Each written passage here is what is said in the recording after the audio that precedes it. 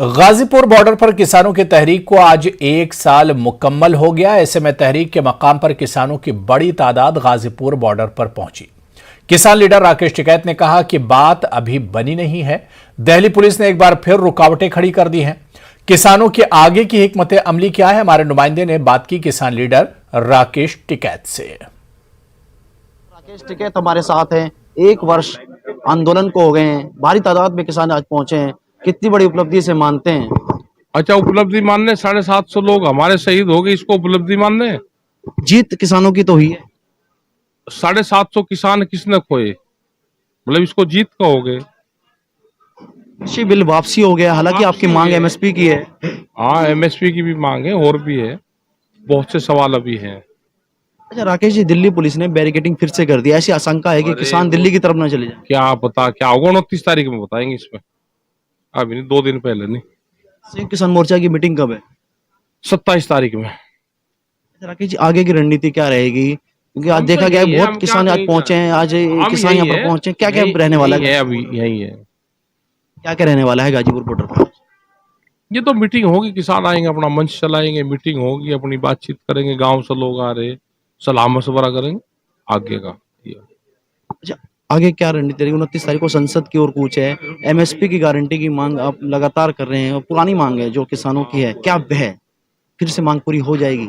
अब क्या पता भाई, लगे हुए हैं, बहुत दिन हो गए इस मामले में। आपने पत्र भी जारी किया है कि सरकार एक बार फिर से बातचीत करे। जवाब नहीं दिया सरकार ने, कुछ दिया नहीं जवाब। कहीं ना कहीं किसान नेता बैठक करना चाहते हैं सरकार के साथ एक बार। हाँ, सरकार से बैठक करना चाहा, कहीं ना कहीं हल निकल जाएगा इस बात का। अरे जब मिलेंगे कहीं, जब भी तो वे मिल रहे हैं नहीं, आप भी नहीं मिलू कैसे बताते हम, मिलेंगे जब बैठ के बात करेंगे। 29 तारीख को बार बार कही जा रही है, संयुक्त किसान मोर्चा की बैठक है, ऐसी दिल्ली पुलिस ने जो बैरिकेडिंग की है उसको लेकर भी 29 तारीख को जाने का प्रोग्राम है हमारा। अब 29 तारीख का तो दिन, 29 तारीख वाले दिन बताएंगे क्या होगा। राकेश जी, महाराष्ट्र भी आप जा रहे हैं? हाँ, महाराष्ट्र जाएंगे 28 तारीख। जो हमारी मांग है वो बरकरार है। आज किसान यहाँ पर पहुंचे हैं और सरकार बात मान लेगी। रोहित सिंह, न्यूज़ 18, किसान क्रांति गेट, गाजीपुर बॉर्डर। वज़ीर आला योगी आदित्यनाथ और मुल्क के वज़ीर दिफा राजनाथ सिंह 2022 के असेंबली इंतखाबात की तैयारियों के सिलसिले में कल जौनपुर का दौरा करने वाले हैं। सीएम योगी और राजनाथ सिंह बूथ सदर कन्वेंशन से खिताब करने के लिए जौनपुर के दौरे पर होंगे। इंतजामिया ने सिक्योरिटी के सख्त इंतजाम किए हैं। जो है हमारे माननीय मुख्यमंत्री जी आ रहे हैं और रक्षा मंत्री माननीय राजनाथ सिंह जी आ रहे हैं और हम लोग हर एक बूथ के लोग का यहाँ पे सम्मेलन है, तो सारे बूथ अध्यक्षों को यहाँ रहना बहुत ज़रूरी है। जौनपुर में काशी क्षेत्र का 30,000 से अधिक बूथ अध्यक्षों का एक सम्मेलन प्रस्तावित है, जो 27 तारीख को 11 बजे जौनपुर में होना सुनिश्चित हुआ है, जिसमें देश के रक्षा मंत्री और पूर्व राष्ट्रीय अध्यक्ष आदरणीय राजनाथ सिंह जी का मार्गदर्शन प्राप्त होगा। इस सम्मेलन में, बूथ अध्यक्ष सम्मेलन में, प्रदेश के मुख्यमंत्री, प्रदेश के सम्मानित अध्यक्ष, काशी क्षेत्र में रहने वाले केंद्र सरकार में मंत्री, प्रदेश सरकार में मंत्री, काशी क्षेत्र में रहने वाले प्रदेश में जो पदाधिकारी हैं वो हमारे काशी क्षेत्र के पदाधिकारी और 16 जिले के लगभग 30,000 बूथ अध्यक्ष इस सम्मेलन में शिरकत करेंगे। कांग्रेस लीडर राशिद अलवी ने वज़ीर आला योगी पर सख्त तनकीद की है। इनका कहना है कि योगी के दौरे इक़्तिदार में कोई तरक्याती काम नहीं हुए हैं, सिर्फ बयानबाजी का सिलसिला जारी है। चुनाव के नजदीक वो इसी तरीके के भाषण देते हैं। वो 5 साल से मुख्यमंत्री हैं। उत्तर प्रदेश को उन्होंने क्या दिया है? उन्हें ये बताना चाहिए कि उनकी सरकार ने यूपी के लिए क्या किया है, बजाय ये कहने के कि पिछली सरकारें क्या करती थी क्या नहीं करती थी। उन्हें वोट मांगना चाहिए कि उनकी सरकार ने उत्तर प्रदेश में क्या कारनामे अंजाम दिए। क्या जनता इसलिए वोट दे कि गंगा यमुना के अंदर लाशें बहती रही? क्या इसलिए वोट दे कि खुद गोरखपुर के हॉस्पिटल में ऑक्सीजन न होने की वजह से कितने बच्चे मारे गए? क्या इसलिए वोट दे कि पेट्रोल डीजल की कीमत आसमान छू रही है? इसलिए वोट दे कि बेरोजगारी बढ़ रही है, इसलिए वोट दे कि उन्होंने जो पैसे वाले लोगों के साथ, इंडस्ट्रियलिस्ट्स के साथ MOU किया था 4.5 लाख करोड़ का, उसमें से 40-50 हजार करोड़ इन्वेस्ट हुआ है, क्या इसलिए वोट दे? जंगल राज यूपी के अंदर है, इसलिए वोट दे? उनका MLA बलात्कार करके जेल चला गया, इसलिए वोट दे? उनके मंत्री का एक बेटा किसानों पे गाड़ी चला देता है, इसलिए वोट दे? उन्हें बताना चाहिए कि उनके कारनामे क्या हैं। लूट की बढ़ती वारदातों के बाद मेरठ की प्रक्षितगढ़ थाना पुलिस ने नाबालिग और नौजवान लड़कों के ऐसे गैंग के 9 अफराद को गिरफ्तार किया है, जिनमें ज्यादातर लड़कों ने हाल ही में स्कूल कॉलेज की तालीम छोड़कर जराइम की दुनिया में कदम रखा है। गुज़िश्ता कुछ वक्त से प्रक्षितगढ़ थाना इलाके में पेश आ रही लूट की वारदातों के बाद थाना पुलिस ने चेकिंग तेज कर दी थी। पुलिस के मुताबिक गुज़िश्ता रोज चेकिंग के दौरान हुई मुठभेड़ के बाद गैंग के 9 अफराद को गिरफ्तार किया गया था, जिसमें 2 नाबालिग लड़के भी हैं और 10वीं जमात के तालिबे इल्म हैं। पुलिस ने गैंग के पास से 9 तमंचे और 5 दर्जन से ज्यादा कारतूस के अलावा लूट का सामान भी बरामद किया है। की टीम के द्वारा जो हाल फिलहाल में लूट करने वाले एक गिरोह को पकड़ा गया है, ये पूर्ण रूप से जो थाना पुलिस की टीम है इसके द्वारा गुडवर्क किया गया है। इसमें 9 लोगों को गिरफ्तार किया गया है, जिसमें 2 लोग बाल अपचारी हैं, बाकी शेष जो साथ हैं 18 साल से ज़्यादा उम्र के हैं।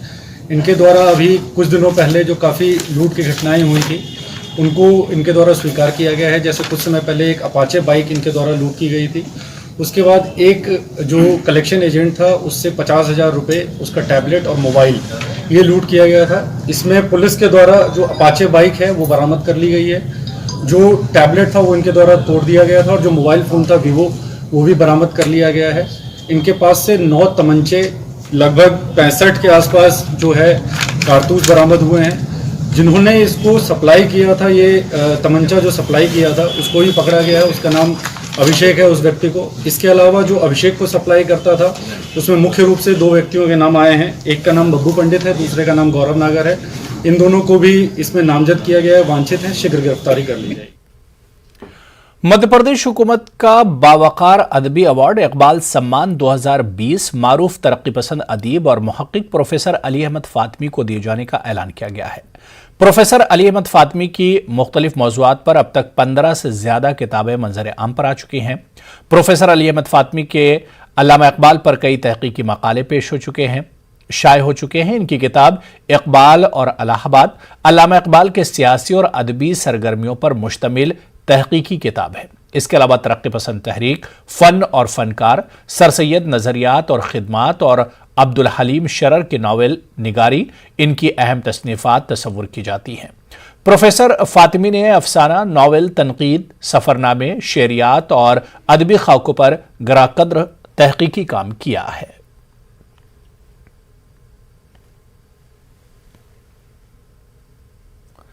ज़राई क़वानीन की वापसी के बाद MSP पर कानून साजी के मुतालबे को लेकर जहां किसान तंजीमें अभी भी एहतजाज और धरने के रुख पर कायम है, वहीं अब जाट किसानों के अलावा किसानों की मुख्तलिफ ज़ात बरादरी ने OBC जुमरे में रिजर्वेशन के मुतालबे को लेकर कोशिश तेज कर दी है। यूपी और ख़ासतौर पर मगरबी उत्तर प्रदेश में त्यागी किसान बिरादरी ने हरियाणा की तरह यूपी हुकूमत से रिजर्वेशन दिए जाने का मुतालबा किया है। केवल एक ही मांग है, त्यागी समाज को आरक्षण, OBC में स्थान दिलवाना की मांग को लेकर हम लोग जो है यहाँ सड़कों पर उतरे हैं। अपना एक सांकेतिक आज जो हमने धरना दिया है।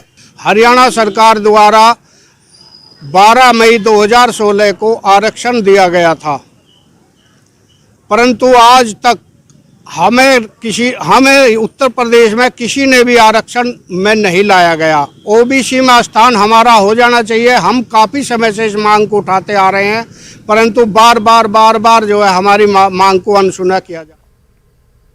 उत्तर प्रदेश के नायब वजीर आला केशव प्रसाद मौर्य आज अलीगढ़ पहुंचे, जहां उन्होंने असदुद्दीन ओवैसी को समाजवादी पार्टी की बी टीम करार दिया और कहा कि इन सभी का एक ही मकसद है कि भारतीय जनता पार्टी को शिकस्त दी जाए, लेकिन ये नहीं जानती कि अवाम भारतीय जनता पार्टी के साथ है। केशव प्रसाद मौर्य ने अलीगढ़ में 274 करोड़ की तरक्याती स्कीमों में से 93 करोड़ की स्कीमों का इफ्तिताह किया, वहीं 181 करोड़ रुपए की स्कीमों का संग बुनियाद रखा। इस मौके पर एक जलसे का भी इनेकाद किया गया था, जिसमें अलीगढ़ रेंज के चुनिंदा लीडरान को दावत दी गई थी। केशव प्रसाद मौर्य ने 2022 में दोबारा से भारतीय जनता पार्टी की हुकूमत बनाने के लिए कारकुनान पर जमीनी मेहनत करने पर जोर दिया। श्री अखिलेश यादव जी की ही टीम है, सारी टीम केवल भाजपा को हराना चाहती है, लेकिन भाजपा को जनता जिताना चाहती है। और जनता की अदालत का फैसला 2014, 2017, 2019 का जो है, मुझे पूरा विश्वास वही फैसला 2022 को होगा। और जब 2022 का होगा तो यह सब एकदम बेहोशी में जाएंगे, अच्छे डॉक्टर से इलाज कराएंगे। छोटे दलों से क्या करे, गठबंधन करेगी जैसे सत्ता कर रही है? हमारे दो सहयोगी दल हैं, अपना दल और निषाद पार्टी। बाकी कोई दल, कोई नेता भाजपा में आना चाहेगा तो हमारे प्रदेश अध्यक्ष जी से बात करेगा, विचार करने लायक होगा करेंगे, नहीं विचार करने लायक होगा। जय श्री राम। भारतीय जनता पार्टी के लीडर और रियासती वजीर ठाकुर रघुराज सिंह ने गुज़िश्ता रोज जो मुतनाज़ा बयान दिया था, इसकी सख्त अल्फाज में मजम्मत का सिलसिला जारी है। आज राष्ट्रीय लोकदल यूथ के रियासती जनरल सेक्रेटरी राजा भैया ने अपने साथियों के साथ अलीगढ़ के थाना सिविल लाइन में एक अर्जदाश पेश करते हुए रघुराज सिंह पर मुकदमा कायम करने का मुतालबा किया। उन्होंने एसएचओ से मुलाकात कर यह अर्जदाश पेश की। उन्होंने कहा कि मदारिस तालीम का गहवारा होते हैं, इनकी शबीह को इस तरह खराब करना कतई मुनासिब नहीं है। कल अखबार में खबर छपी, परसों एक वीडियो वायरल हुआ जिसमें भारतीय जनता पार्टी के एक नेता हैं ठाकुर रघुराज सिंह, उन्होंने एक बयान दिया है जिसमें वो ये कह रहे हैं कि अगर ईश्वर ने मुझे मौका दिया तो मैं भारतीय मदरसों को बंद कर दूंगा क्योंकि उसमें आतंकवादी पलते हैं। तो मंत्री जी पहले तो ये बताएं कि कौन से मदरसे में, किस मदरसे में आज तक कोई आतंकवादी गतिविधि हुई या कोई पकड़ा गया। दूसरी चीज़ ये है कि मदरसा तो एक जो है शिक्षा का मंदिर है, आप इसको क्यों बंद करना चाह रहे हैं, आप इसको क्यों तबाह करना चाह रहे हैं। इनके बयान से साफ साफ साबित होता है कि भारतीय जनता पार्टी की जो हरकत है शिक्षा विरोधी, वो उजागर हो रही है। और हम भी ये कहना चाहते हैं कि अगर हमें भी ईश्वर ने कभी मौका दिया तो हम भी सरकार में कभी आए तो उनके जब प्रॉपर्टी जब्त करा करके उस पर हम मदरसा कायम करेंगे, क्योंकि शिक्षा के मंदिर देश में होने चाहिए, आने वाली नस्ल का मुस्तकबिल अच्छा हो सके, उसको शिक्षा मिल सके। क्या डिमांड? ज़राई क़वानीन की वापसी के ऐलान के बावजूद आज भारतीय किसान यूनियन हरपाल ग्रुप के मुतादिद कारकुनान जिला कलेक्ट्रेट पहुंचे, जहां उन्होंने एहतजाजी मुजाहरा करते हुए हुकूमत के नाम एक अर्जदाश जिला इंतजामिया के सुपुर्द की, जिसमें मुतालबा किया गया है कि किसानों के बकिया मसाइल पर हुकूमत संजीदगी से गौर करे और बराह रास्त बातचीत का रास्ता निकाले। उन्होंने कहा कि इस तहरीक में सैकड़ों किसान शहीद हुए, वहीं हमारे कुछ मुतालबात रोज़े अव्वल से थे, इनके बगैर हम अपनी तहरीक को खत्म नहीं करेंगे। सपोर्ट प्राइस का कानूनी दर्जा दिया जाए। ऐसा नहीं है कि 2000 रुपये कुंटल गेहूं है और बिक रहा है हमारा 1500 रुपया कुंटल, 1600 मिल रहा है, तो वो ये गलत बात है। इसलिए कानूनी दर्जा हमारे मिनिमम सपोर्ट प्राइस पर मिलना चाहिए। ये मांग जभी से चल रही है। कुछ लोग ये चिल्लाते फिरते हैं कि जी वो मिनिमम सपोर्ट प्राइस की मांग नहीं थी। अरे हमारी जभी से मांग थी। हाँ, और साथ में लखीमपुर खीरी कांड और ये जुड़ गया, केस भी लिख दिया किसानों पर, वहां पर हथियार भी चेक हो गए। हाँ, तो सारी बात इन्होंने कर दी। अभी 4-5 मांग हमारी शेष हैं, उसके लिए गवर्नमेंट सम्मानजनक वार्ता करे। अहंकार पाले हुए सरकार, 56 इंच का सीना था नरेंद्र मोदी जी का, डबल इंजन की सरकार मांगते थे। कलकत्ता में डबल इंजन मांग रहे थे, दिल्ली में भी मांग रहे थे, अब यूपी में भी मांगेंगे, लेकिन इनकी एक इंजन की सरकार भी नहीं रहनी है। उत्तर प्रदेश चुनाव के बाद देख लेना आप। सर सैयद और doctor Bhimrao Ambedkar educational and social welfare society के ताउन से इब्न सीना एकेडमी अलीगढ़ में मौलाना अबुल कलाम आज़ाद जदीद हिंदुस्तान के मेमार के उन्वान पर एक रोज़ा कौमी वेबिनार का इनेकाद किया गया। इस मौके पर मुकर्रिर ने कहा कि मौलाना की शख्सियत मुख्तलिफ गोशों में तकसीम है। वो बैक वक्त माहिर तालीम, बेहतरीन खतीब, मुफक्किर और मुफस्सिर थे। यही वजह कि आज़ाद हिंदुस्तान के पहले वज़ीर तालीम का ओहदा उनके हिस्से में आया। वेबिनार में मुल्क भर से माहिरीन ने शिरकत की। सदर पद्मश्री प्रोफेसर हकीम सैयद जिल्लुर रहमान ने इस मौके पर वेबिनार के कन्वीनर डॉक्टर रेहान अख्तर कासमी ने वेबिनार के अगराज व मकासिद पर रोशनी डाली।